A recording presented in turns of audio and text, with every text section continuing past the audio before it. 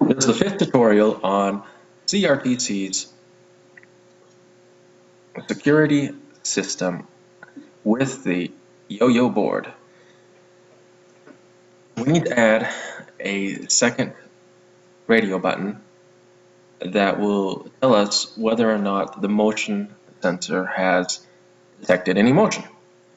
So go to your main XML and let's add a second radio button. And we will give it a name, RB for radio button. And let's see, this is motion detected. So let's just call it motion. Now in our Java file, we need to make the variable, like always, so we can link and get a hold of that button that we have just created. So I'm going to copy and paste our last one, and let's save everything so it'll come up right. And we're going to call it RB motion underscore, or whatever you'd like to call it. And now we've created the variable. Now let's link it.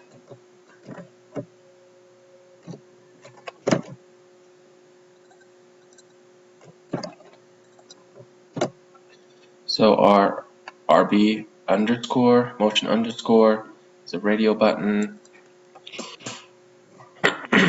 and it was motion. Okay, now they are linked. Now we can turn that radio button on and off. We want to do it with the input of one of the pins on our yo-yo board. So now we need to make another variable that will access that pin. So let's see where those are at. Here we go. On looper. This is the one that currently is used to turn on our LED, and we will leave that one there. So we'll turn on our LED and our radio button.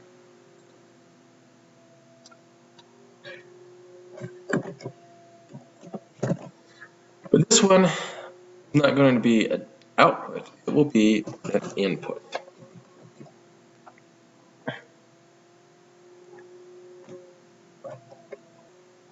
And let's just call it motion underscore.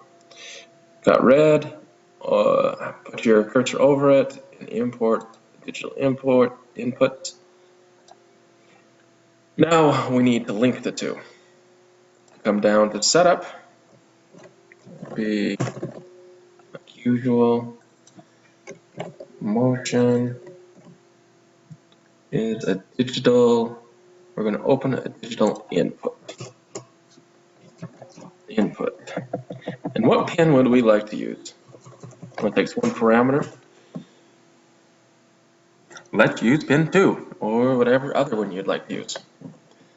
So now the two are linked together. So we have a button, a radio button will be our indicator. Right here. Let's change the text on that to motion detected.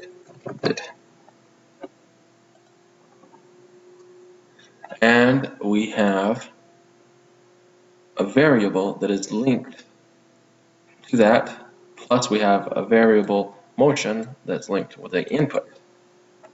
So now the rest of the time we're going to be dealing with what's happening in this loop, which is called constantly while there is a connection.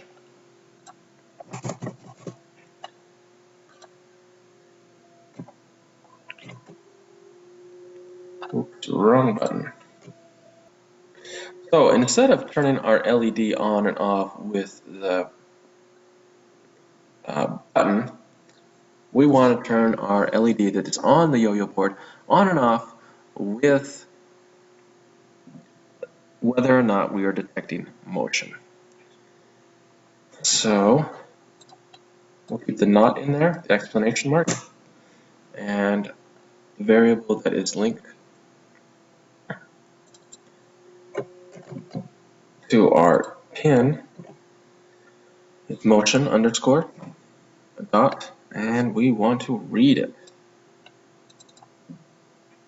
So whatever we read from the motion is inverted with the exclamation mark and sent out to the LED that's on the yo-yo board, which needs a negative to turn on. This is a good spot to test it and make sure everything is working properly. Okay, so now we need to connect our motion input to our radio button. So the logic isn't too hard. We're going to use an if statement. If statement says if whatever is in here, let's say this is true, is true, then everything in here is going to happen. So what we're going to do is we're going to take this pin, read it, and if there is motion, then we're going to take our radio button connected and set checked is true. Okay? So if there's motion, then our radio button will turn true. Else, meaning that there is no motion, we're going to take the same radio button and make sure that it is off or false. Just like that. Simple logic. Okay, so one problem with this simple logic is that it will crash. If you are going to be editing your screen, you need to make a separate thread and a runnable.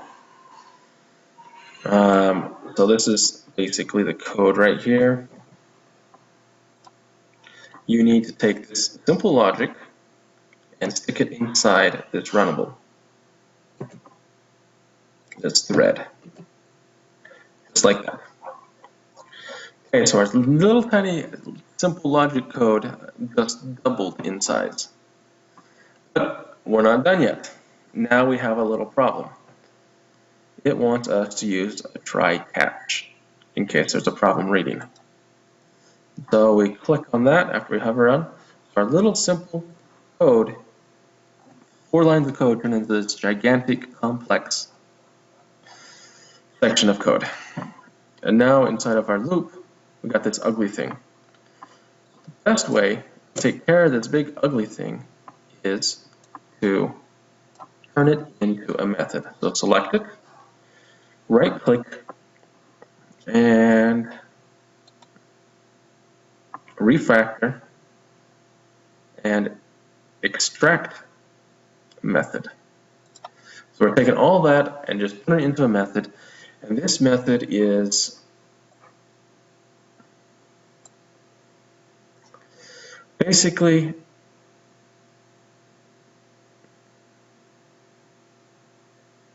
writing to the screen when we have motion. So the name of the method should be something like